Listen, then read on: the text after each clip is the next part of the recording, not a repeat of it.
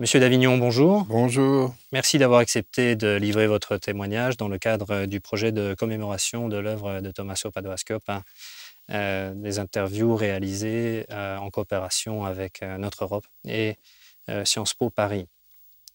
Vous avez été vice-président de la commission Thorne. C'est au même moment que Tommaso Padoa Schioppa est arrivé à Bruxelles, où il prenait la direction de la DG2, Affaires économiques et financières. Quelle impression vous a-t-il fait à l'époque et quel rôle a-t-il joué au sein de la Commission dans une période où l'Europe paraissait en proie à une crise larvée? Écoutez, il est arrivé précédé d'une très bonne réputation. Et donc, c'était une nomination importante, parce que la fonction de directeur général était véritablement une fonction d'inspiration pour la commission tout entière, et pas simplement pour le commissaire responsable.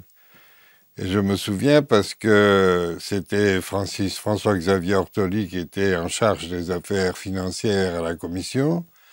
Et il m'en avait parlé de cela et il avait grande confiance en Tommaso, sans quoi il a eu raison. Et c'était une collaboration très intime. Il faut savoir que c'était un moment clé parce que le système monétaire européen qui avait été mis en place sous la présidence de Roy Jenkins quand il était président, avec les interventions de Giscard et de Schmitt, c'était le début du fonctionnement. Et évidemment, puisque la situation économique était difficile, la situation monétaire était difficile. Donc, il est venu dans le bain dans la grande profondeur. Il n'a pas eu une possibilité mais compte tenu de son passé, il était bien versé dans ses affaires et il exerçait une fonction importante puisque je dirais que à ce moment-là, les relations horizontales au sein de la commission entre les différents responsables étaient peut-être meilleures qu'elles n'est devenues par la suite avec l'augmentation du nombre des commissaires, l'augmentation du nombre des directions générales.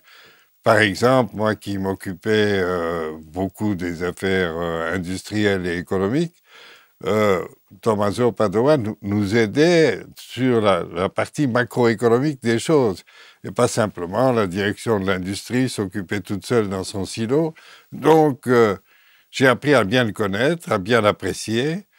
Il était compétent, il exerçait sa compétence avec tranquillité, donc il était sans arrogance intellectuelle par rapport à ceux qui connaissaient les choses moins bien que lui, et j'étais certainement dans cette catégorie.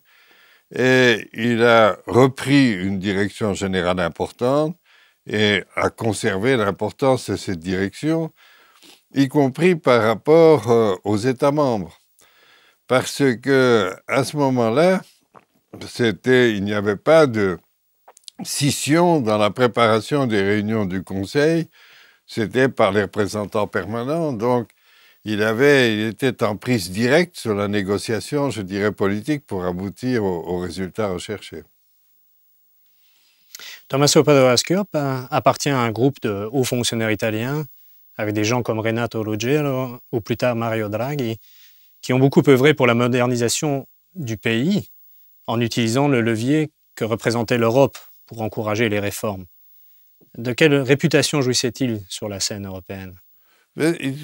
Comme vous l'avez très bien indiqué, c'était une tradition forte de l'implication de la Banque d'Italie. Ça a commencé avec Carli et ainsi de suite, qui se sont profondément impliqués dans l'intégration européenne, avec une qualité de compétence. Ce qui veut dire que les acteurs principaux à cette époque-là, c'était le ministère des Affaires étrangères d'un côté, la Banque d'Italie d'un autre, et puis les responsables politiques du gouvernement de l'époque. Ils étaient des acteurs à part entière, et dans lesquels la différence entre leur activité européenne et leur activité nationale était peu perceptible, parce que c'était le même dossier. Si l'Europe avançait, elle encadrait l'Italie. Si l'Italie avançait, elle renforçait l'encadrement européen. Et ils étaient profondément à l'aise avec quasiment cette double casquette et ont donc été dans la construction européenne les individus italiens qui ont joué pendant toute cette période un rôle extrêmement important, tant au niveau des hauts fonctionnaires qu'au niveau d'un certain nombre de ministres. Donc l'Italie était un acteur important.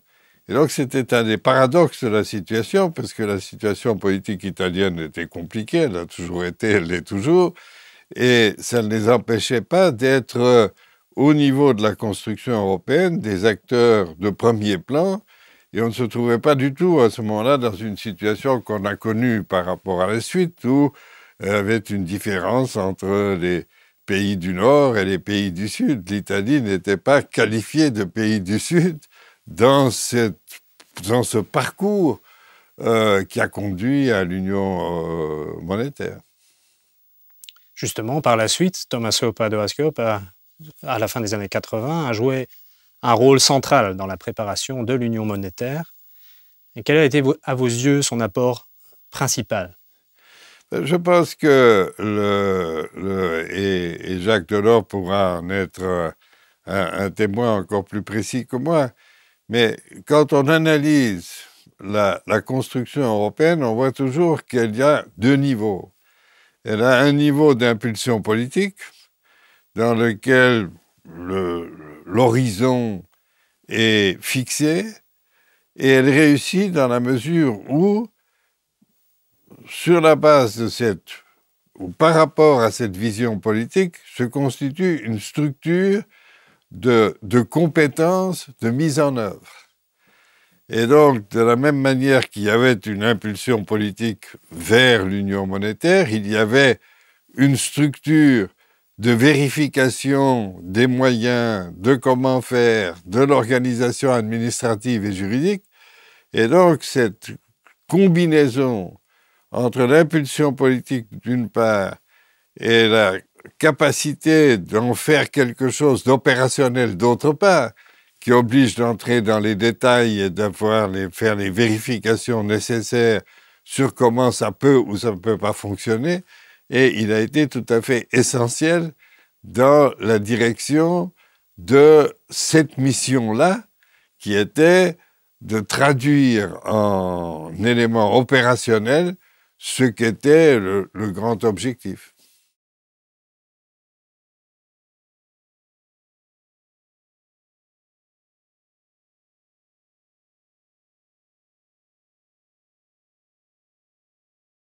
Tommaso Padoa-Schioppa a aussi été un homme de réseau au niveau européen. Il a été très actif dans le monde des think tanks, recouvrant notamment la présidence de notre Europe de 2005 à 2010. Au niveau mondial, il a été membre du Steering Committee du groupe Bilderberg, dont vous-même avez été président. Dans les deux cas, quel a été son apport aux travaux collectifs? Je crois que d'abord, ça part d'une première constatation, c'est que les grandes entreprises européennes sont des entreprises collectives. Et elles impliquent une impulsion politique, mais elles impliquent aussi la nécessité d'associer un grand nombre d'acteurs. Parce que c'est le changement que l'on effectue. C'est pas simplement la gestion. Quand on gère, les choses sont plus simples. On sait qui gère, on sait quelles sont les personnes qui sont affectées par la gestion. Quand on crée, il faut associer tous ceux auxquels il faut faire l'apprentissage de ce que sera la situation nouvelle. Et donc, il y a toujours dans l'histoire de la construction européenne cette association, que cela concerne les syndicats, que ça concerne les entreprises publiques, que ça considère les entreprises et les académiques. Ça remonte à l'idée que c'est l'héritage qu'a laissé ce que dans le temps on appelait le comité monnaie et qui, compte tenu du passage du temps, faisait que ce groupe assez large, composé de cette combinaison d'acteurs qui n'étaient pas simplement des responsables politiques, s'est continué de manière informelle.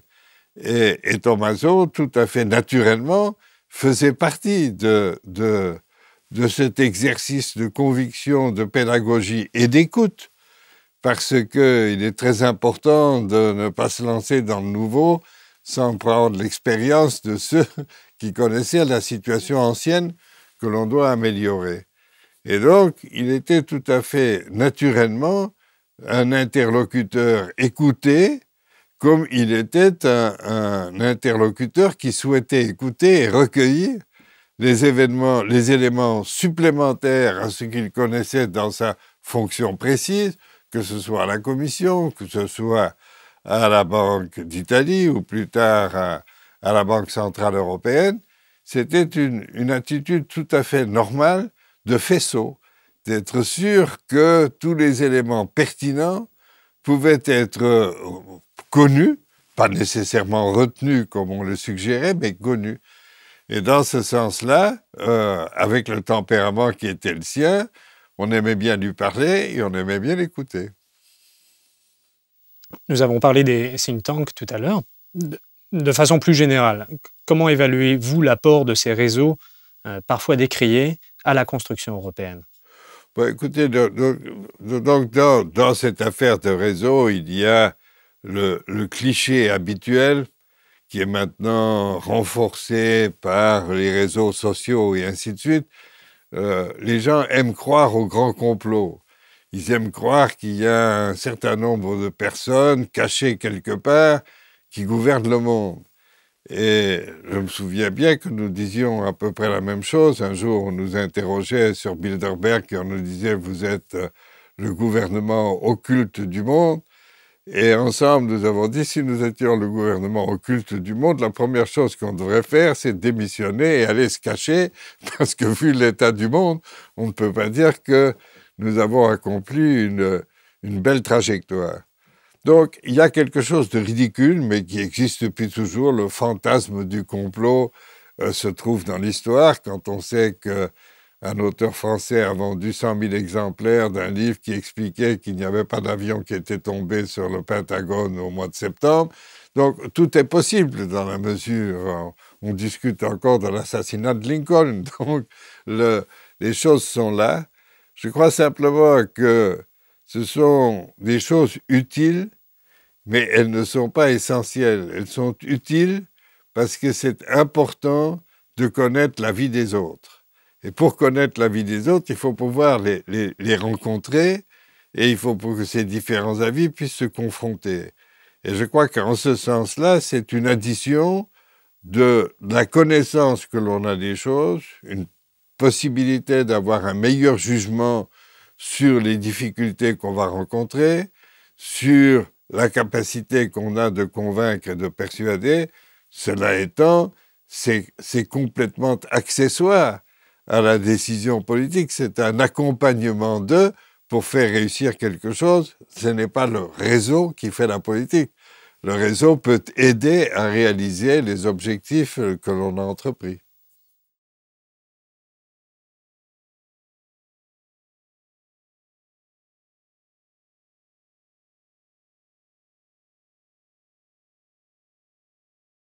Au niveau plus personnel, justement, pourriez-vous nous dire quelques mots sur l'homme, Tommaso Padoa-Schioppa?